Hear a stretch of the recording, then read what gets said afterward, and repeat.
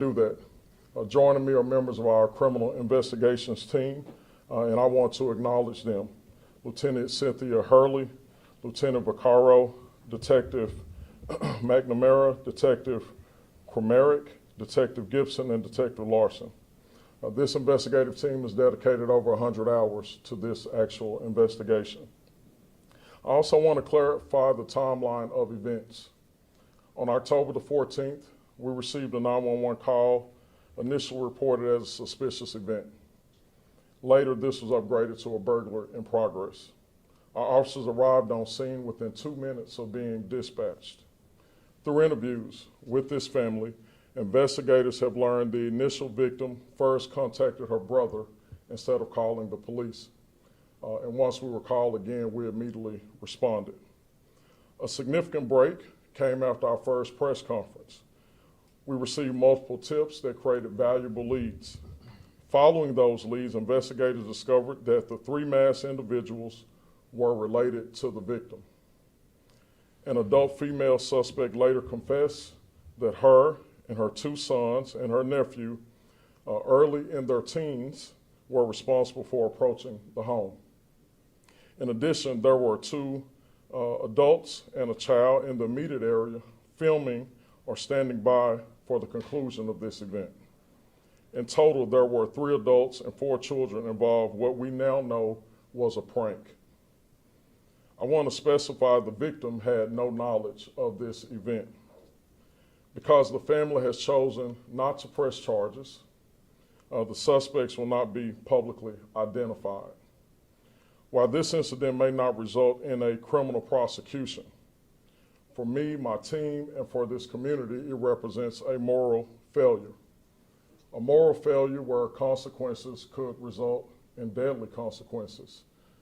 I want to specify this because we have saw this type of behavior around the country where people have done pranks and they have resulted in people being seriously injured or losing their lives.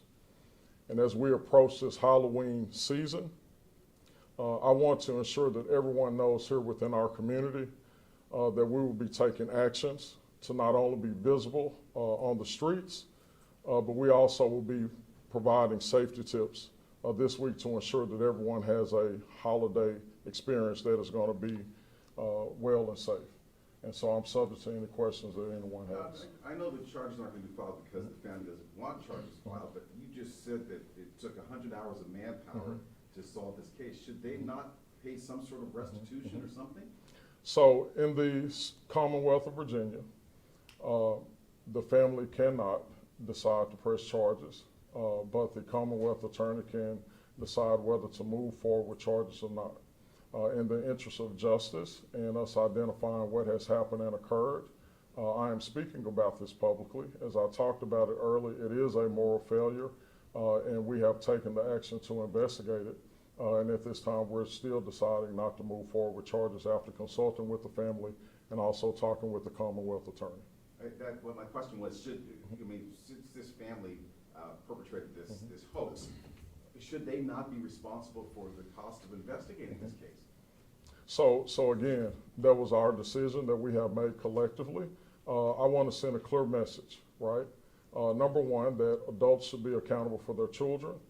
They should not exercise this type of behavior, but this is hopefully will be a learning experience for this family, and these are the actions that we've decided to take at this time. Chief, when this incident happened, did somebody go outside with a firearm to investigate? Could this in fact have been a deadly incident that occurred? And then also just, your response when you learned that it was family and children involved. So I think you're absolutely right to ask that question. What we do know is that the victim in this incident called her brother. Her brother responded to the scene with a firearm instead of what I just said earlier, calling us.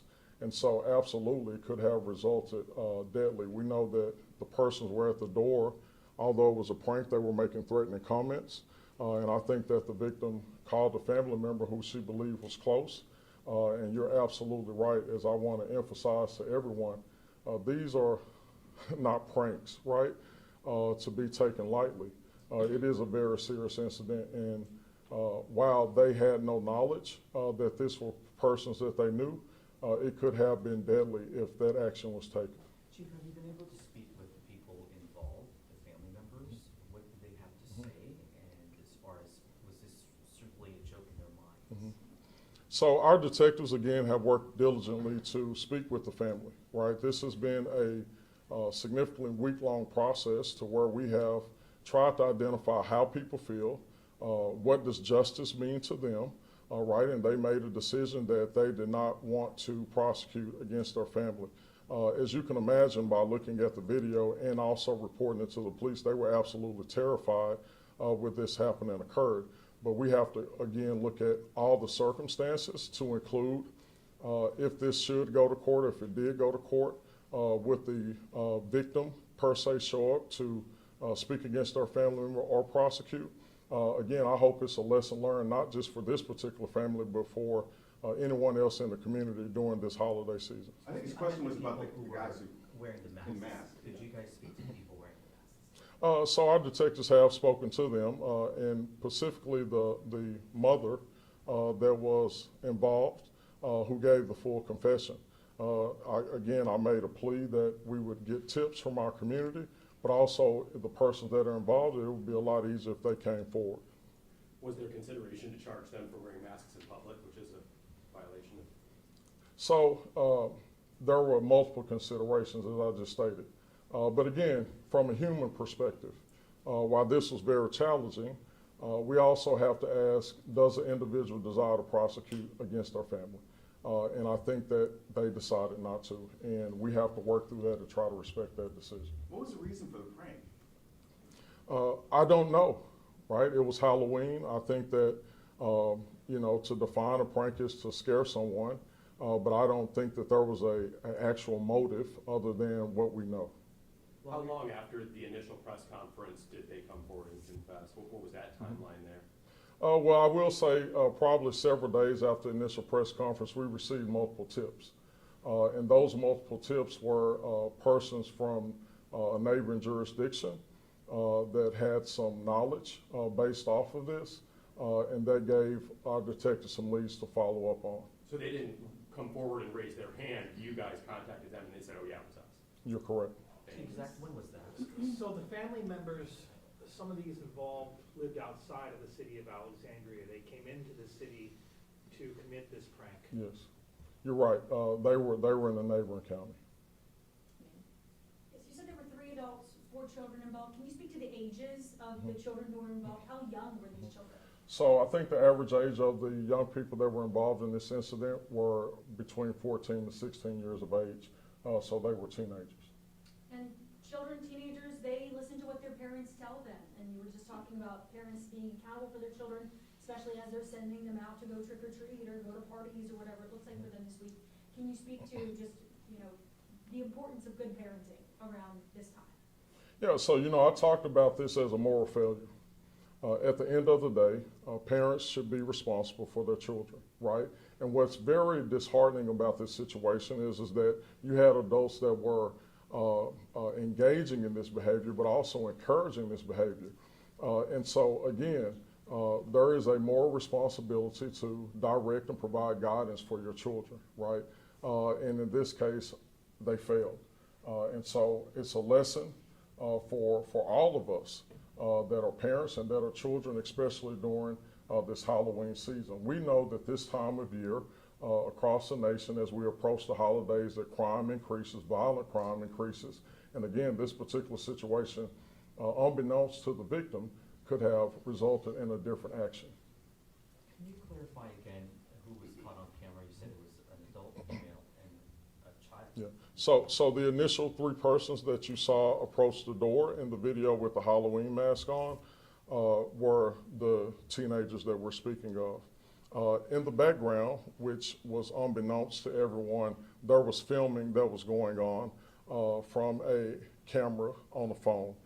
And then we also know that there were 2 vehicles that were on the street. They didn't walk to this location, right, that they walked up, got out the vehicles, and then ultimately drove away. So we know that there were a total of 3 adults as it relates to this event. And while we're not naming names, are we talking about cousins, second cousins, I believe that, yes, there was a direct relationship from a cousin standpoint. It was a very close relationship. Chief, you said it was a neighboring county. Can you be a little bit more specific as to where these folks are from? Arlington, Fairfax? They're from Fairfax County. Fairfax Yes. County. Yes. And they did not target any other homes, it was just this one. Not that we can confirm at this time. I will not say that because I think that, again, for other counties and for other areas, this still could be ongoing, but we have not verified or validated that there are other residents that they're targeting. We know that they were close to the persons that lived in this residence, again, and that the person that was the victim had no information that this was happening and occurring. And so when it was first initially reported to the media, that was very genuine. And our investigators, again, taking those leads, following up on those leads, were able to identify that they had a relationship to this family. Chief, why do we have to wait so long to hear about this? If it was a prank, why didn't these family members just come out immediately and say, it's a joke, everybody, it's a prank? Like, why do we have to wait so long to hear this from you, sir? Well, I think number one, James, my focus was for our team to identify who did this, right? And so we did an initial press conference as it related to this. I can't directly speak for the family, right? As this information evolved, and from a human perspective, you learn that your family members are involved and engaged in this. I can't speak to why there was no particular follow-up from them, but my person in doing this today was to provide clarity based off of the context of this story and event. We know that the so-called victim is Shayla Whiteside. We've interviewed her ourselves. Are you convinced that she had no idea these were family members? Yeah, there's nothing to support that she did know, and I think that from the information that we have derived, she had no idea. And you said someone was videotaping it. Was this done for social media clicks? I don't think it was reposted on social media. I can't speak to what they, decided to do down the future. I can tell you that our team has done a series of search warrants to identify other additional information, and that is how we were able to follow up on leads, identify all persons involved, and actually get a confession. And to be clear, so it happened on the 14th, when did you actually contact those family members? What day was that? As relates to the suspects, Correct. uh, Learning that they're not I'm not sure of that definitive timeline, but it's been within the last week. over the weekend, last Friday. It wasn't over the weekend. It's been a series of moving events, and this team has been able to, again, bring those events and details together. But this has been excellent investigative work. It's been really done within a week. And so I would probably say, probably by last Friday, we had some good clarity on some good direction to narrow this case down. Are you relieved it's a prank? James, you're absolutely right. I am relieved that it is a prank again. I want everyone to be safe in this city. Our men and women at this department work tirelessly every day to try to make this one of the safest cities in America. And again, it goes back to the investigative work that has been done, the work of our officers. And so I'm proud of the work that they do every single day, but you're absolutely right. I'm happy this was a prank. Chief, I have one last question from online. When did the additional information about the mass trio become apparent to APD? Again, it's a series of tips that we received, and I think that it's important to note that we have to verify and validate what those tips are. And so I will probably say about near the end of the week, we had some good clarity on who was involved in this event. And so, we have moved forward and looked at all the factors and come to this concluding decision. Okay, ma'am, final question? Yeah, anything to say to the family member who came forward and gave you all the details that you needed to move forward in this case? Well, Or, what I'm sorry, the person, I don't know if they were. No, what I will say is that, I made an appeal to the community for persons to come forward and do the right thing. I also made an appeal that if anyone knew anything about this incident, to step forward. And it speaks to the human decency that people care about what goes on here in and around our region. And so we are grateful and for our community and our partnerships, and we will continue to do the work that we do every single day. And last All right. question. If in fact the family decided to press charges, what charges would have been brought against these individuals? Well, the primary charge that we were facing was going to be burglary. And then I also think that the behavior that that influenced the behavior of these children from the negligence of the parent, we would have looked at that as well. So, Thank you all for joining us Thank you, today. Chief. all right, thank you all. Thanks, Chief. Thank you all. Thank you all. Do you guys have a handout by any chance?